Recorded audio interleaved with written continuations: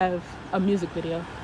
But anyway, so like, what was I saying? Okay, yeah. So I was thinking about Section 8 or whatever, and I'm like, it's different ways you can explain section, or different synonyms you can use for section. You get what I'm saying? Like section, a part, a wing, and then in Spanish, section is like sección.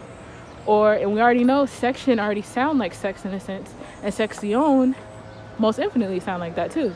You know, so when we think about sex, that's when two energies come together to create another energy. You know, so it's like, okay, if I think about Section 8, two energies coming together to create another energy, and then at the end of section is shin or in, right? So it's like from an internal space, when two individuals come together to create another energy, the state of being that they're in is what plays a part in how the energy that they create will be. You feel me? Like the state of being of this individual and the state of being of this individual, when those state of beings come together, it creates this state of being, and it creates this vibe, or this type of thing, or this, you get what I'm saying? So like when I think about like it's Section 8 out here, it's Section 8 in the States, and it's Section 8 other places. They might not call it Section 8, you feel me? But they might. You get what I'm saying? Like the Virgin Islands, they probably call it Section 8. Hawaii, they probably call it Section 8. I think Samoa Islands, they probably call it Section 8. Where else? You know, just like those different islands, they probably call it the same thing. You get what I'm saying? So like I said, when two energies come together to create another energy, that's what sex. And that's at the beginning of the word section, sección ocho, Section 8. Okay, and then when we think about 8, when I think about 8, when I think about numbers, I think about the house or whatever. So 1st to 12th house, you get what I'm saying? First house, second house, third house. And when you get to 8th house, you know, that deals with privacy matters, things that are behind the scenes, things that you are fixated on, and it creates your aura in a sense. So whatever that is, behind the scenes, things that are in the dark that you might not always see, that a person is involved with or has going on, but it can be something that can be picked up on from somebody outside simply because of how fixated you can be on that particular thing, because it comes off of you like an aura, like a fume, right? So Scorpio, which is what the 8th house birthed. So the 8th house birthed Scorpio. And like I said, when I think about 8, I think about the house or whatever. So if the 8th house births Scorpio, and Scorpio is about fixated water. When you're fixated on something, you're focused on it. You know, you are in hyper focus in a sense. Like that's just what you're focused on. So fixated water, we know that water has to do with emotions, right? And I was talking to my mom about like water in the Bible or whatever. Like we was talking about walking on water, and I was telling her about how, you know, walking on water just means when you are able to handle and withstand your own emotions, so you don't let it drown you or flood you. For example, you could be crying, right? And you could be crying so much where you start to hyperventilate and you can't breathe, and you're literally drowning yourself. You feel me? Your snot is all crazy, so you can't breathe through your nose. You just like you would if you was in water. If you was in water, you feel me, and you was trying to figure out how to swim, or maybe you couldn't swim, or even if a person is panicking. If a person is panicking, they may start to sweat. They may start to cry. You see how fluid and water is in all of these different places and locations, right? So we know that water deals with emotions. That's not just something like, oh, I put these two and two together because, you know, for some pseudo reason a person might come up with. But when you think about water, think about all of the places water is at. Water is coming from your sink. Water is at a lake. Water is in the ocean. Water is coming from your body when you sweat and walk down the street. When it's hot outside, water might be coming from your body. You could be eating spicy food and water coming from your body. When it's raining, like all of the places you think about water being at, okay? There's certain correlations that you can find and you can see yourself to show you that water deals with your emotions. So when we put fixated and emotions together, that's fixated emotions. So where do emotions even come from? When you have a feeling and you hold on to it and you harbor it, you harbor that feeling, it becomes an emotion. When you pick up on a feeling, if I pick up on a feeling of this person coming in my direction right now, right? And I start to hold on to that feeling, right? I could be picking up on, who are you? I haven't seen you before. You're not in this neighborhood. Like all of these different kind of correlations, or why do you have a phone in your hand? Like, why are you walking down the street? Like, why are you on this side of the street instead of on the sidewalk? Why are you, like, it could be a whole lot of whys or some shit. I'm just making this up. You feel me? If I hold on to those feelings that I think I picked up from this person, and that's one thing too, you might be thinking you're picking up on stuff and it really might be you. And that's the difference between an empath and a psychopath. But right now, we're talking about when you pick up on feelings, when you hold on to it, how it creates an emotion. So I could hold on to that feeling all the way home and be thinking that feeling is connected to everybody else. So this person thinking this, so this person must be thinking that too.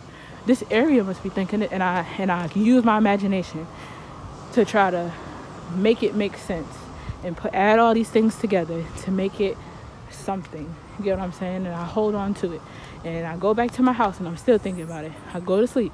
Right before I sleep, I'm thinking about it. I got a dream about it. I wake up, I'm thinking about the energy of that dream being about a random fucking person that walked past. You get what I'm saying? So it's like all of these things you pick up on, feelings. When you hold on to a feeling, it becomes an emotion. You could feel something. I could feel that my shirt is silk. I could feel that something is cotton. I could feel a blade of grass. I could feel pleasures. I could feel pain. I could feel these things, right? But it's like once you start to hold on to that, that's when it becomes an emotion. Like I said, for another example, if you feel some sense of pain, right? If something happens to your leg, right? You get stabbed in the leg or something, right? And the knife is still in your leg. Any interaction with that knife, any type of pushing and holding on of that knife is going to cause the pain to increase. The pain is already what it is and it hurts. You feel me? You touch that knife in any way, shape, form, or fashion, you try to pull it out, you try to remove it or whatever, the pain will increase. You feel me? So there's operative examples, there's speculative examples, there's all type of examples of common sense that we experience every day, and it correlates to everything. You feel me? Because I was talking about Section 8. You see how it correlates to all these things, right? So for example, today, like I said, when two energies come together, it creates another energy. And it's really about the state of being that you're in. So if I'm in a state of being grateful of everything I have, I'm content, I love where I'm at, you feel me? I'm grateful to have everything. I'm grateful for my feet. I'm grateful for my legs. I'm grateful that I can push past anything. You feel me? I'm grateful that regardless of how much my motherfucking feet hurt, bitch, I'm not taking no breaks. I'm going to get all the way to my destination.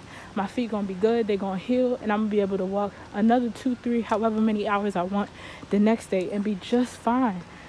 You feel me? Like, and it's like when your state of being, your temperament creates your results. That's what I was talking about in the same exact area when I was walking towards the housing office. So like I said, I was walking and this is another thing I was talking about on my way. I was like, God is all possibilities. Don't be so fixated on thinking that things have to work in a certain way, and if it don't work in that way, then you somehow emotionally impacted. So this is Scorpio season already. Fixated water. You know what I'm saying? Section 8, fixated water. You get what I'm saying? On the day I got Section 8, it was like a PTA meeting. You feel me? You know how you go to a teacher conference? Oh, not even a teacher conference, not the individual, but the PTA meeting where all the parents is in there. You feel me? And the person up there talking to everybody. You know what I'm saying? And saying, this is what we're going to do for whatever. You get what I'm saying? And this is how we're going to schedule it. And this is the paperwork. And they pass out paper. You know how it's that kind of setup, right? That's how it was when I got my Section 8. Like, it was like orientation. Like, we all sitting around. The lady talking to us, telling us what the documents are saying. You know, saying, you know, the Section 8 has to be in municipality of San Juan. You know what I'm saying? It has to have this, has to have that. Turn this document into your landlord, this and that, whatever. This page represents this, or whatever. And there's a whole bunch of us. I thought I am the only one is getting accepted Section 8, so I come up here and get the paperwork. Somebody else was going over whenever they, you know, get approved. You know, I just thought it was like a separate thing. Like, you know, I wasn't thinking like, oh, like when this group of people get accepted for Section 8 at this particular time, then, you know, that's this group of people. Like that day we was all sitting on that table, like we're a group, like we're a section. You feel me? Me and like, it was like two big families. It was like 3 people that was just by themselves, including me, 4. Maybe there was a couple or something, like 2 people or whatever, but we're like in a certain group. Like the paperwork that we got, the number on it, we all have that same number, like the beginning of it, basically. So like, let's say the beginning is like RS2, right? The RS2 Section 8 of people, like, you feel me? And you might be 21. Somebody else might be 23. Somebody else might be this number and this number. We already know that numbers mean something. Letters mean something.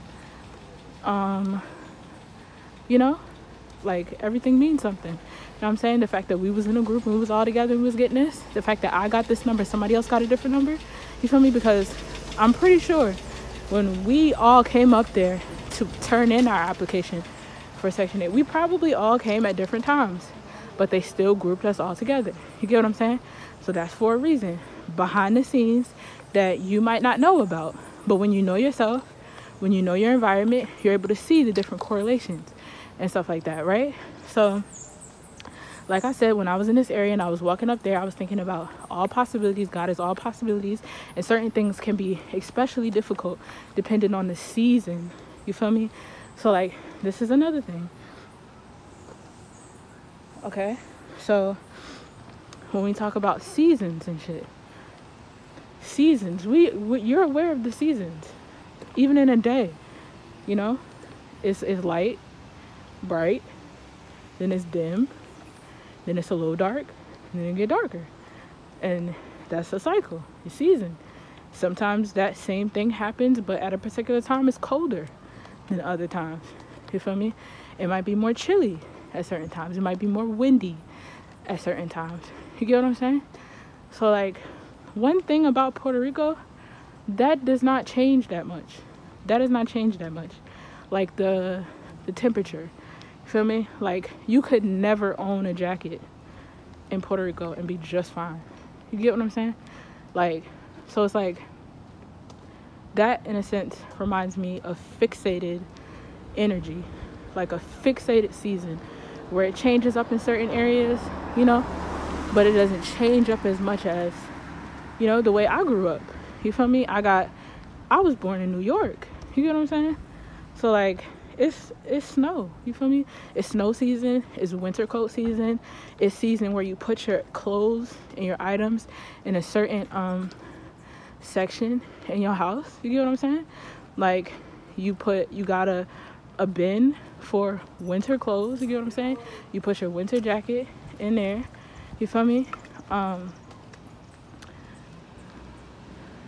on, y'all.